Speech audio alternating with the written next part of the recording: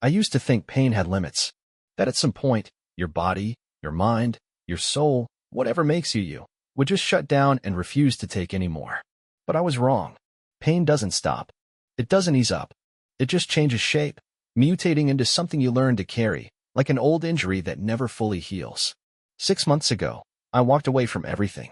Not in a dramatic, storming out the door kind of way. I didn't throw accusations. I didn't beg for explanations.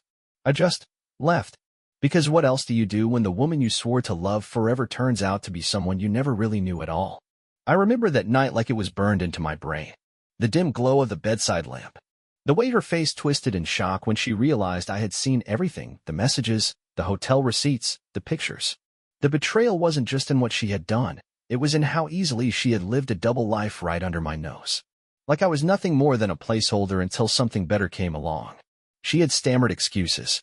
Told me it was just a phase. That it didn't mean anything. That she still loved me. But I wasn't the man who could listen to those lies. So I packed a single bag, took my wallet, my car keys, and left. No threats, no fights, no begging for honesty, just silence. And that silence stretched into days. Days turned into weeks. Weeks into months. At first, she called. She texted. She even showed up at my old job.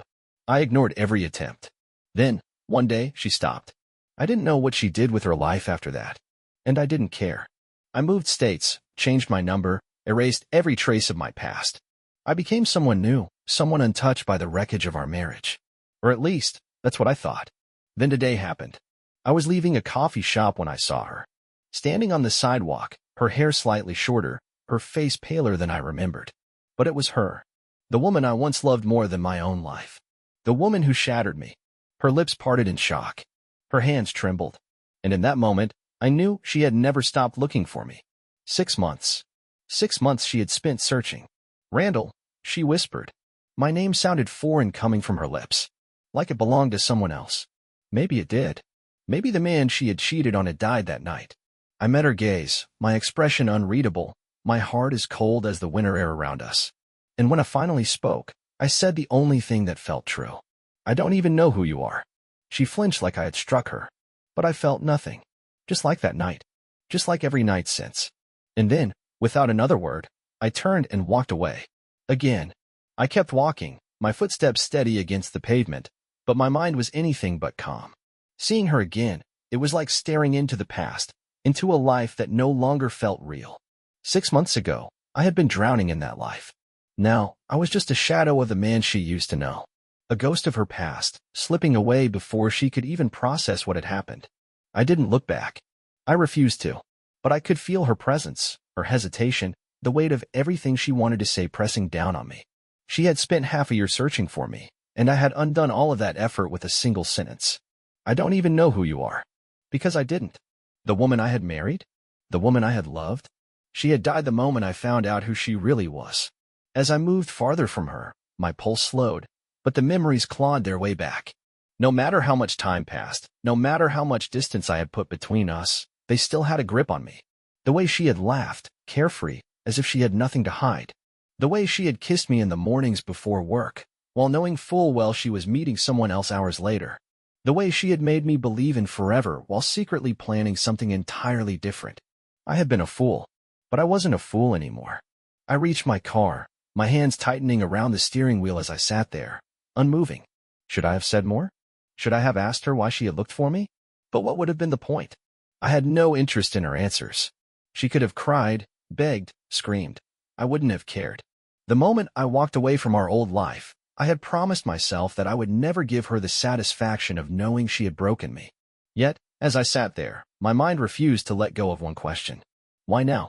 Why, after 6 months of silence, had she suddenly appeared in front of me? What had changed? I wasn't about to ask her myself. I had burned that bridge down the moment I left. But curiosity is a tricky thing. It sneaks up on you, even when you think you're free. And it was enough to make me break my own rule. Pulling out my phone, I scrolled through the messages I had ignored months ago. They were all from her. Dozens of them. At first, they were the expected apologies, the pleas to talk. But then, around 3 months in, they changed. Randall, I know you hate me. I deserve it. But please, just let me know you're okay. I understand why you left. I do. But I need to tell you something. It's important. If you see this, please. I just need one conversation. Just one. I swear, I'm not asking for anything else. The messages stopped abruptly after that. No more calls, no more texts. Nothing until today. I didn't believe in coincidences. If she had found me now, after all this time, it meant she had been looking. But why? What was so important that she had spent half a year chasing a ghost?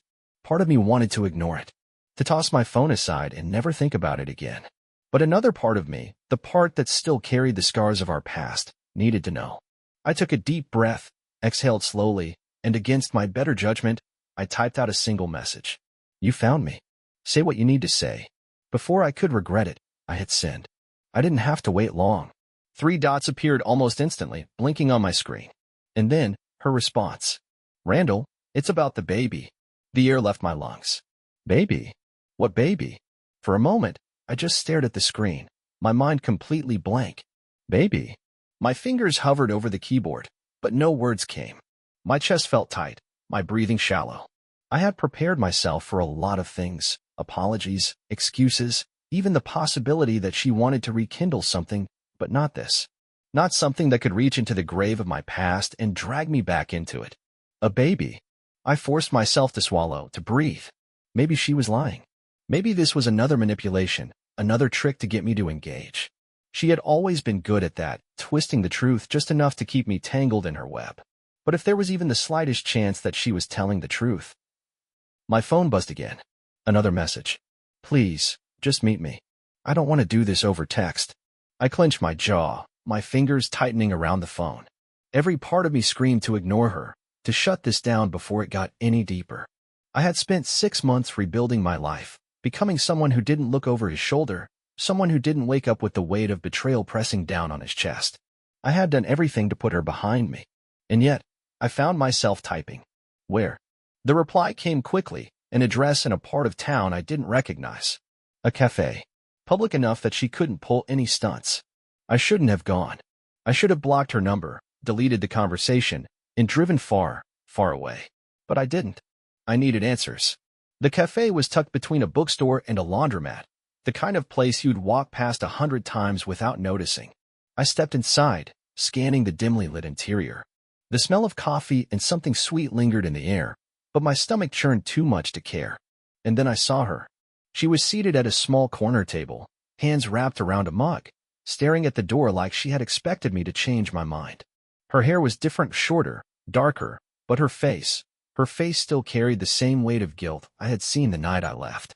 When her eyes met mine, she inhaled sharply, like she couldn't believe I was actually there. I walked over slowly, each step heavier than the last. Without a word, I pulled out the chair across from her and sat. Silence stretched between us, thick and suffocating. She looked down, her fingers tightening around the mug. Thank you for coming. I leaned back, arms crossed. You have 2 minutes. Start talking. She flinched at the coldness in my tone, but I didn't care. I had spent too long drowning in my own pain to soften now. She hesitated, as if trying to find the right words. Then, finally, she spoke. I wasn't lying. About the baby. I let out a slow breath, trying to keep my emotions in check. Whose? Her face crumpled slightly. Yours. I scoffed, shaking my head. You expect me to believe that? I don't expect anything. But it's true. Her voice was firm, steady. I found out right after you left. I tried to tell you, but, well, you made it pretty clear you didn't want to hear from me. I stared at her, searching for the lie. But she didn't look away. You could be making this up, I said finally, trying to pull me back in.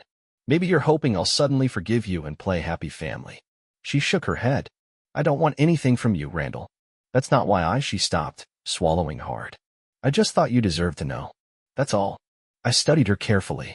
The old me, the one who had loved her, trusted her, would have wanted to believe her. But that man was gone. If this is real, I said slowly, prove it. Her lips pressed together, her hands trembling slightly as she reached into her bag. A moment later, she slid something across the table. A small envelope. I hesitated before picking it up. Inside was a folded piece of paper. And then I saw it. My name. My DNA. My results. 99.9% match. The world tilted. I told you, she whispered. He's yours. I felt like I was sinking. The words on the paper blurred, the letters twisting and shifting as if my own mind refused to process them. 99.9% match. I read it again. And again. My hands felt numb. The cafe around me faded into a dull hum of meaningless noise. This wasn't a trick. Wasn't a last-ditch effort to trap me in the past. This was real. Somewhere out there, there was a child. My child. A child I hadn't known existed. A child she had carried, given birth to, raised, without me. I looked up slowly, my heartbeat thudding in my ears. Across the table, she sat perfectly still, waiting. But her eyes gave her away. There was fear there. Not fear of me, but fear of my reaction. Fear of what I would do now that I knew the truth. I wanted to say something, anything, but my throat was tight, my mouth dry. Instead, I carefully folded the paper and placed it back into the envelope. How old? My voice barely sounded like my own. She exhaled, as if she had been holding her breath. 5 months. I closed my eyes for a second. 5 months. That meant she had found out she was pregnant right after I left. It also meant that for almost half a year, there had been a child in this world with my DNA, one I had no idea existed. The weight of it pressed down on me, suffocating. I had spent 6 months trying to erase her from my life, cutting every thread that tied me to her. And now, just when I thought I was free, she had pulled me back in with something I couldn't ignore. I should have been furious. Maybe part of me was. But mostly, I just felt lost. Why tell me now? I finally asked. She swallowed hard. I tried before, Randall. I swear, I did. But you disappeared. I called, I texted, I even showed up at your old job. You wanted nothing to do with me. She wasn't wrong. I had shut everything out. I had deleted her messages without reading them, refused to answer unknown numbers. I hadn't just walked away, I had erased myself from my old life. I didn't know if you would ever come back, she continued. But then, I saw you today, and I knew this was my last chance. You deserve to know. I stared at her, searching for deception, but I didn't find any. There was no satisfaction in her voice, no manipulation in her eyes. Just exhaustion. So, what now? I asked. She hesitated. That's up to you. I scoffed, leaning back in my chair. Don't put this on me, Celeste. You're the one who kept this from me. You're the one who... I stopped myself before I could say something I'd regret. Her face tightened. You really think I wanted this? You think I wanted to do this alone? She shook her head. I made mistakes, Randall. I made a lot of mistakes. But this wasn't one of them. I would have told you. I tried to tell you. But you left, and I had to live with that. Every single day. I didn't have a response for that. Maybe because part of me knew she was right. I had been so focused on escaping, on leaving behind the wreckage of my marriage, that I had never considered what I was running from. And now, there was a 5-month-old child who had no idea I existed. The weight of it settled deep in my chest. A boy or a girl? I asked quietly. Her lips parted slightly, as if surprised by the question. A boy. A boy. Somewhere out there, my son was living a life I wasn't part of. I swallowed hard, my hands clenching into fists under the table. His name. Her voice wavered slightly. Isaac. Isaac. The name hit me harder than I expected. It was a name we had talked about once, years ago, back when we still dreamed of a future together. Back when I still believed in us. I let out a slow breath, staring down at the table. I don't know what you want from me, I said. She shook her head. I don't want anything. I just needed you to know. Whatever you do with this, it's up to you. For the first time in months, I had no idea what to do. I had spent so long convincing myself that my old life was dead. That she was dead to me. But now, I had a son. And no matter how much I wanted to walk away again, I wasn't sure I could. The sound of the cafe faded, replaced by the pounding in my ears. My son. I had a son. Isaac. A name that once meant hope. A name I had chosen in another lifetime when I believed in love, in marriage, in family. Back then, the idea of fatherhood had been something distant, something we had talked about in quiet moments before falling asleep. And now, it wasn't just an idea. It was real. I ran a hand down my face, inhaling sharply, trying to ground myself. But nothing about this felt real. 6 months of silence, 6 months of erasing my past, and in a matter of minutes, everything I thought I had buried was clawing its way back to the surface. I lifted my gaze to Celeste, studying her. I wanted to hate her. I wanted to throw accusations at her, to tell her that she had no right to keep this from me. But deep down, I knew I had been just as responsible for the silence. I had made it impossible for her to reach me. And now, I was left scrambling to process a truth I could never have prepared for. What do you expect me to do with this? My voice was quieter than I intended, but the weight behind it was heavy. You drop this on me like a bomb and then tell me it's up to me? What does that even mean?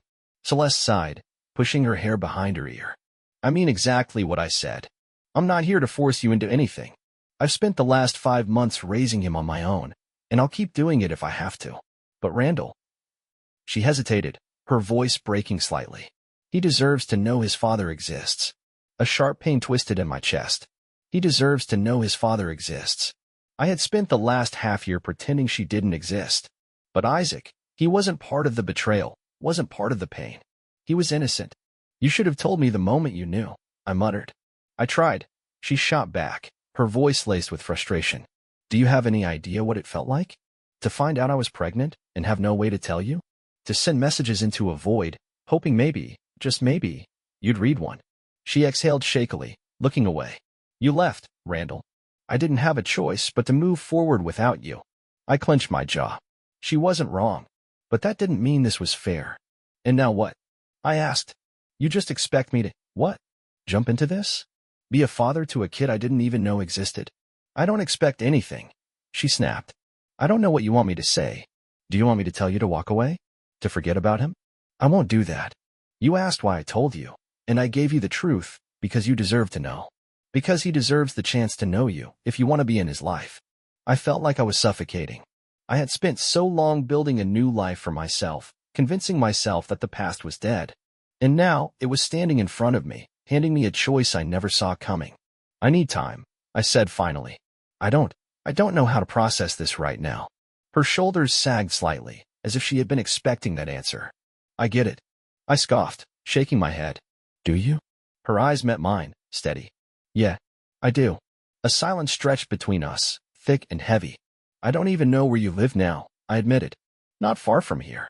She reached into her bag, pulling out a slip of paper. When she slid it across the table, I hesitated before picking it up. It was an address. If you decide you want to meet him. She swallowed. You know where to find us. I stared at the address for a long moment, feeling the weight of the decision pressing down on me. I had spent 6 months running. Now, I had no idea if I could keep running anymore. I drove aimlessly for hours after leaving that cafe. The slip of paper with her address sat in the passenger seat, untouched, but it felt like it was burning a hole through my reality. A son.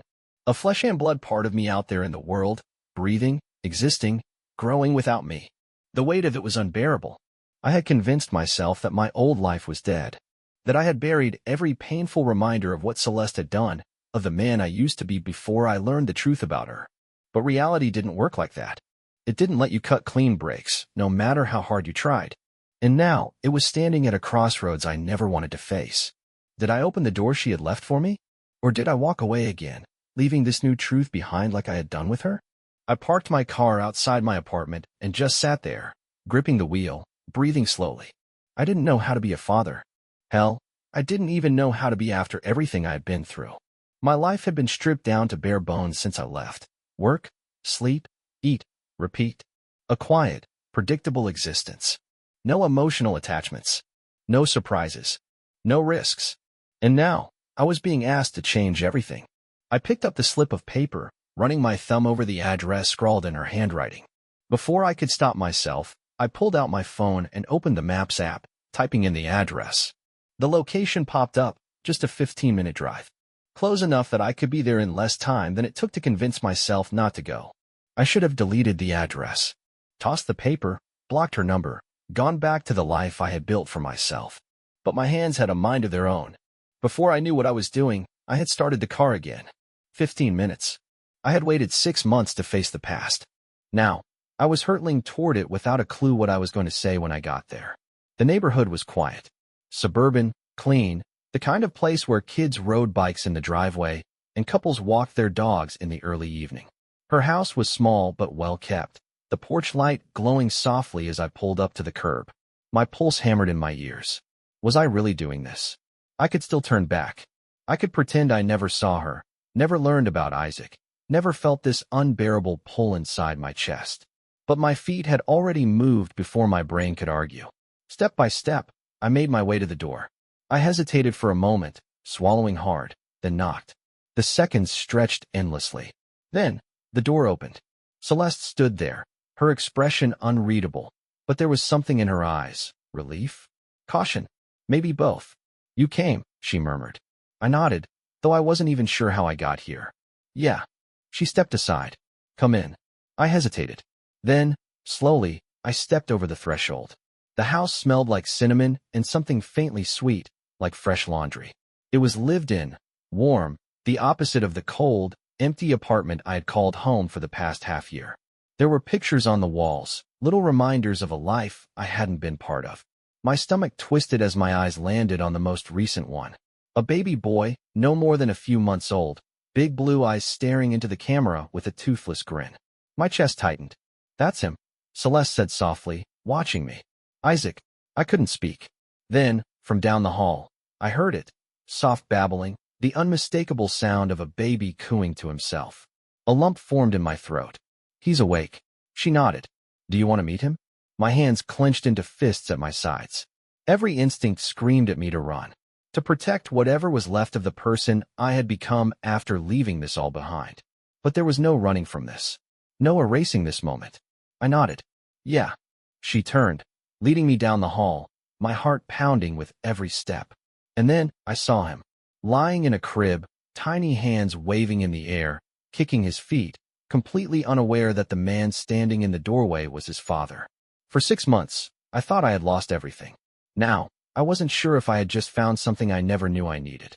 Standing there, in the doorway of a room I never expected to see, I felt like the floor had dropped out from under me. The air felt thick, heavy. I had spent months trying to forget Celeste, to erase every memory of what we used to be. But I had never even considered that there was something, someone, I could never erase.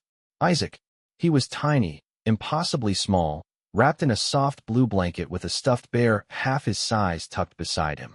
His tiny hands flexed in the air, fingers curling and uncurling as if reaching for something unseen. His legs kicked aimlessly, and his lips moved in little sounds of contentment. He had no idea who I was, no idea what this moment meant. But I did. I had prepared myself for this to feel like nothing, to look at him and feel disconnected, indifferent, to justify walking away because he was just a name on a piece of paper, just a result on a DNA test. But standing there, staring at this tiny person who shared my blood, my world tilted. He shifted, his face scrunching up as if he was about to fuss, then yawned. It was such a small thing, so innocent, so simple, but something inside me cracked. I swallowed hard, my throat dry. He's so small. Celeste let out a quiet breath, as if she had been holding it. Yeah, he was born early. Spent some time in the NICU. But he's strong. My chest tightened at those words. I hadn't been there. Not for the long nights. Not for the fear, the hospital visits, the first time she held him. I had missed everything. My hand twitched at my side, unsure of itself. Can I? Celeste nodded, stepping closer to the crib. Go ahead. I reached down slowly, hesitating before touching him. He was so much smaller than I had expected, so fragile. My fingers barely brushed against his tiny hand, and instantly, his fingers wrapped around mine. I sucked in a breath. It was instinctual, automatic, the way he latched on. His grip was impossibly small, but the weight of it was crushing. I had spent months convincing myself I was alone, that the past was dead and buried. But I wasn't alone. I had a son. I stared down at him, completely transfixed, as something unfamiliar and terrifying settled in my chest. He likes you, Celeste said softly. I forced out a breath, my vision blurring for half a second before I blinked it away. He doesn't even know me. Not yet. Her words landed heavier than I expected. Not yet. I should have walked away. I should have let go and left before I got pulled into something I wasn't ready for. But I couldn't. Not with his fingers wrapped around mine. Not with his tiny chest rising and falling in soft, steady breaths. For 6 months, I had been running. For the first time, I didn't know if I could keep running anymore. I pulled my hand back, slowly, carefully. Celeste watched me closely, as if waiting for me to bolt. I took a step back, running a hand over my face. I need time. She nodded, her expression unreadable. I understand. I let out a shaky breath. I don't know what I'm doing here, Celeste. Neither do I, she admitted. But he deserves a chance to know you. Whatever that means, whatever you decide, I don't want you to regret not trying. Regret. The words settled deep in my bones. I had thought leaving her was the hardest thing I'd ever done. But leaving him, leaving this, felt impossible. I nodded once, backing toward the door. I'll call you. Her lips pressed together. Okay. I turned, walking out of the room, out of the house. But when I reached my car, I didn't drive away immediately. I sat there, gripping the steering wheel, staring at my reflection in the windshield. For the first time in months, I wasn't sure who I was anymore. I didn't sleep that night. I lay awake in my apartment, staring at the ceiling, my mind racing through everything that had happened. The cafe. The DNA test. The crib. The moment Isaac's tiny fingers had curled around mine like I was someone he trusted, someone he knew. That moment played in my head over and over again, like my brain refused to let it go. And maybe I didn't want to. Because no matter how much I tried to deny it, no matter how much I wanted to believe I could walk away like I did before, I couldn't. Not this time. By morning, I had made my decision. I didn't text Celeste. I didn't call. I just drove. The roads were quiet, the early morning sun casting a golden hue over the city as I headed back to the one place I never thought I'd return to. Her house. My hands were steady as I knocked on the door, but my heart was a different story. It pounded in my chest as I heard movement inside. The sound of footsteps. The slow creak of the door opening. Celeste stood there, her expression a mix of surprise and something else, something hesitant, like she was afraid to hope. "You're here," she said softly. I nodded. "Yeah, I am." She stepped aside without question, and I walked in, the warmth of the house settling around me like an old memory. It wasn't just her home, it was Isaac's. And if I was really going to do this, if I was really going to try, I had to start here. "He's awake," she said, leading me toward the living room. And there he was, sitting in a baby bouncer, tiny legs kicking as he babbled at a stuffed animal. He didn't notice me at first, too busy with whatever imaginary conversation he was having. But when I stepped closer, his big blue eyes flicked up to mine. And he smiled. It was small, toothless, innocent, but it hit me like a freight train. I let out a slow breath, lowering myself to sit on the floor beside him. "Hey, buddy," I murmured, feeling ridiculous for talking to someone so small. But he just kicked again, his little arms waving excitedly. Celeste sat down nearby, watching us, but she didn't say anything. She didn't need to. I reached out, hesitating just slightly before placing my hand on his tiny belly. He cooed, grabbing at my fingers again like he had the night before. Something inside me shifted. This wasn't about Celeste anymore. This wasn't about the past, about what she had done, about all the pain we had caused each other. This was about him. About the life that had been created out of all that wreckage. About the chance to be something I never thought I'd be, a father. "I don't know what I'm doing," I admitted. Celeste exhaled a quiet laugh. "Neither do I." I looked at Isaac, who was still holding on to my fingers like I was someone who mattered. Someone he trusted. And maybe, just maybe, I could be. I met Celeste's eyes, my voice steady for the first time in months. "I want to try." She nodded, and for the first time since this entire mess started, I felt something I hadn't felt in a long time. Hope.